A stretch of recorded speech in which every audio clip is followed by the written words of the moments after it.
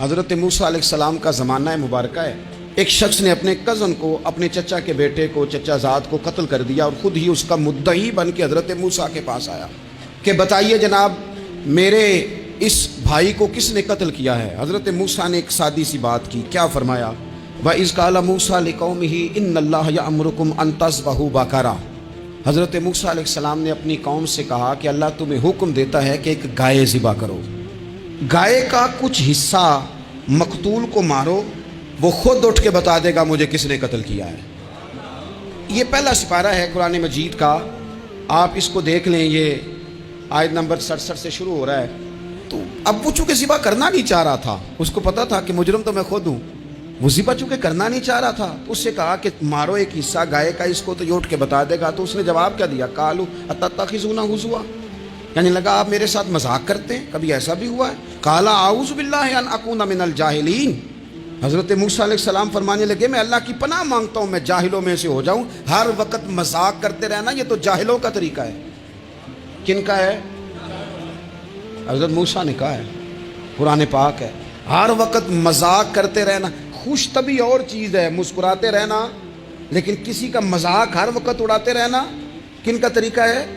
جاہلوں کا۔ جب کہا نہیں ذبح کرنی ہے تو اب ذرا دیکھیے کرنا نہیں نہ چاہ رہے، قالوا ادع لنا ربک یبین لنا ما ہی، کہنے لگے اے موسیٰ پھر آپ نہ رب سے دعا کریں کہ وہ ذرا کھول کے بتائے وہ گائیں کس طرح کی ہو، ارادہ نہیں نہ ذبح کرنے کا، آپ دعا کریں۔ قال انہ یقول انہا بقرۃ لا فارض ولا بکر، فرمایا کہ رب کہتا ہے وہ گائے نہ بوڑھی ہو نہ زیادہ بچیا ہو، اوان بین ذالک، ان کے درمیان ہو، یعنی جوان گائے ہو۔ فافعلوا ما تؤمرون، کرو جس کا تمہیں حکم دیا جا رہا ہے۔ قالوا ادع لنا ربک یبین لنا ما لونھا، لو اگلی بات سن لو، کہنے لگے آپ دعا کریں رب سے کہ وہ کھول کے بتائے اس کا رنگ کس طرح کا ہو، رنگ بتائیں کس طرح کا ہو۔ قال انہ یقول انہا بقرۃ صفراء، فرمایا رب فرماتا ہے کہ صفراء رنگ کی ہو، یعنی گہرے زرد رنگ کی ہو۔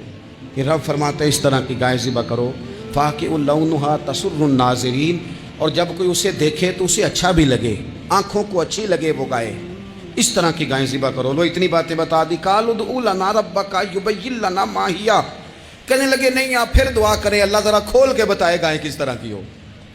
ان البقرۃ تشابہ علینا، ہمیں ذرا گائیں پر شبہ پڑ گیا ہے کس طرح کی ذبح کرنی چاہیے۔ وَإِنَّا انشاءاللہ لمہتدون، اگر اللہ نے چاہا تو ضرور ہم ہدایت پا جائیں گے۔ پھر اللہ تعالیٰ نے فرمایا کہ قال انہ یقول انہا بقرۃ لا ذلول تثیر الارض، گائیں اس طرح کی ہو کہ وہ کبھی کھیتی میں نہ چلائی گئی ہو، یعنی اس کو کبھی کام نہ اس سے لیا گیا ہو۔ بیل کو لوگ لگاتے تھے نا، جو کام آج ٹریکٹر سے لیا جاتا ہے وہ گائے بیل سے لیا جاتا تھا، تو وہ کھیتی باڑی کے کام نہ اس کو لگایا گیا ہو۔ ولا تسقی الحرث، اور نہ اس سے پانی نکالا گیا ہو، نہ کھیت چلانے ہل چلانے میں لگائی گئی ہو، اور وہ جو کنواں ہوتا تھا جس کے گرد گائیں گھومتی تھی، تو کہا وہ بھی کام اس نے نہ کیا ہو گائے نے۔ مسلمۃ لا شیۃ فیہا، وہ ہر عیب سے پاک ہونی چاہیے۔ قالوا الآن جئت بالحق، اب کہنے لگے اب آپ صحیح بات لے کے آئے، اب سوال ختم ہو گئے نا، کہنے لگے اب آپ بات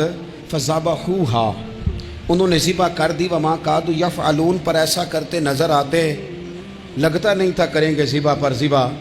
اچھا یہ گائیں پھر ملی کیسے؟ امام خازن کہتے ہیں کہ ایک نیک آدمی تھا، تو اس کا آخری وقت آ گیا، تو اس کے پاس جو کل جمع پونجی تھی وہ ایک بچیا تھی، گائیں کی بچی، بچیا ویڑی، اس کے پاس وہ ایک بچیا تھی صرف۔ تو اس نے اس طرح کیا کہ اس کی گردن پر ایک مہر لگائی، اللہ کے نام پر بطور امانت اس نے اس کو جنگل میں چھوڑا، کہا یا اللہ میرا بیٹا ایک ہی ہے وہ بھی چھوٹا ہے، اس کی حفاظت کرنا اور میرے بیٹے کو پہنچا دینا۔ بچہ بالغ ہو گیا، اس کی ماں نے کہا بیٹا جو امانتیں رب کے پاس رکھوائی جائیں نا ان میں خیانتیں نہیں ہوا کرتی، جا کے جنگل میں آواز دے تیری گائے واپس آ جائے گی۔ اس نے جا کے جنگل میں آواز دی کہ وہ جو میرے باپ نے امانت رکھوائی تھی وہ کدھر ہے؟ وہ نشان لگی ہوئی گائیں دوڑتی ہوئی اس کے پاس آئی۔ واللہ خیر الرازقین، جب رب بندوبست کرے، جب اللہ بندوبست کرے تو پھر معاملہ اور ہوتا ہے۔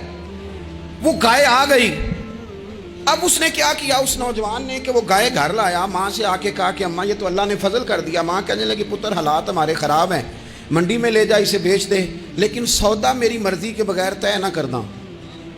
کس کی مرضی کے بغیر؟ کس کی؟ اماں کی مرضی۔ اور سنو یار، تھے کچھ لوگ جن کو لوگوں نے تانے بھی دیے کہ تم ماں کے پیچھے لگ گیا ہے، لوگوں نے بڑا کچھ کہا، پر جو ماں کی مرضی پہ لگیں ناکام نہیں ہوتے زندگی میں۔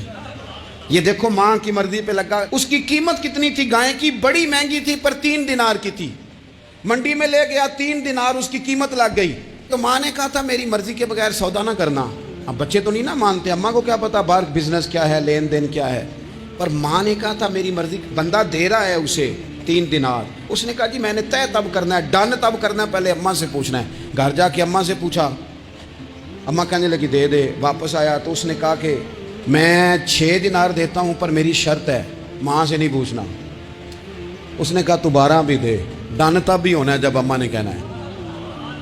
وہ جب اس طرح کی اس نے گفتگو کی، واپس اپنی والدہ کے پاس گئے، کہنے لگے اماں سمجھ نہیں آتی، 3 دینار کی گائیں بندہ 12 میں خریدنے کو تیار ہے، شرط لگاتا ہے کہ اماں سے نہیں پوچھنا۔ تو والدہ کہنے لگی پتر پہلے اس سے جا کے پوچھ کیا وہ ہے کون؟ یہ کوئی روحانی معاملہ ہے، کوئی غیبی مدد ہے، پوچھ۔ اس سے جا کے پوچھا تو وہ کہنے لگا میں تو فرشتہ ہوں اللہ کا، تو نے گائیں بیچنی نہیں، اس لیے کہ تیرا باپ بھی نیک ہے، تیری ماں بھی نیک ہے، رب تیرے رزق میں برکت پیدا فرمانا چاہتا ہے۔ ماں باپ نیک ہونا رزق میں برکت ہو جاتی ہے۔ ماں باپ نیک ہوں، ان کی صالحیت کا اثر پہنچتا ہے بچوں تک۔ رزق حلال کما کے لانے والے ہوں تو گھر میں برکت ہوتی ہے۔ جا کے کہا کہ تیرے ماں باپ نیک تھے، اسے نہ بیچنا گائے کو، تو کیا کریں؟ کہنے لگے بنی اسرائیل والے سوال کر کر کے خود مشکل میں آ گئے۔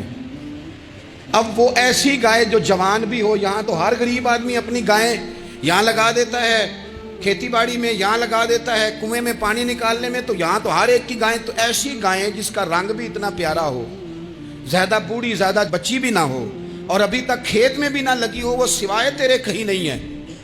اس نے کہا چل پھر مہربانی کر بتا میں کتنے کو دوں گائیں، اگر وہ آ جائیں تو کتنے کو بیچنی ہے؟ اسے کہنا کوئی نہیں، ریٹ تو زیادہ کرنا ہی نہیں۔ ان سے کہنا گائے کے اندر سے گوشت نکال دیں اور جتنا گوشت ہے اتنے پیسے بھر دیں، اس کی کھلڑی بھر دیں۔ اب وہ بنی اسرائیل والے ڈھونڈتے پہنچ گئے، کہا جناب گائیں 3 دینار کی 6 لے لو۔ اس نے کہا نا بھائی، ذبح کروں گا، گوشت نکالوں گا، جتنا وزن گوشت کا اتنے پیسے بھرو گے، کھال میں تو پھر گائے تمہیں ملے گی۔ اب مجبور تھے، کیا کرتے؟ ابن کثیر حدیث لائے ہیں، امام سیوطی نے در منصور میں بھی لکھی ہے، نبی پاک صلی اللہ علیہ وسلم نے فرمایا سنو جوانوں، اور اسے دل کی تختی پہ لکھو، نبی پاک علیہ السلام نے فرمایا اگر بنی اسرائیل والے زیادہ سوال نہ کرتے تو اتنی مشکل کا شکار نہ ہوتے۔ انہوں نے سوال اتنے کیے کہ چارہ نہیں ہے اب ان کے لیے، چارہ نہیں ہے اب ان کے لیے کہ یہ ادھر ادھر جا سکے، مجبوری بن گئی ہے، یہی گائے خریدنی ہے، یہی لے جانی ہے۔ اب اتنا سارا مال جمع کر کے وہ گائے خریدی، ذبح کی، تو مقتول کو جب اس کا ایک حصہ مارا تو اس نے اٹھ کے کہہ دیا یہ جو مدعی بنا ہوا ہے نا، یہی تو میرا قاتل ہے، یہی تو میرا قاتل ہے، یہی تو ہے، اس نے یہ سارا کام کیا ہے۔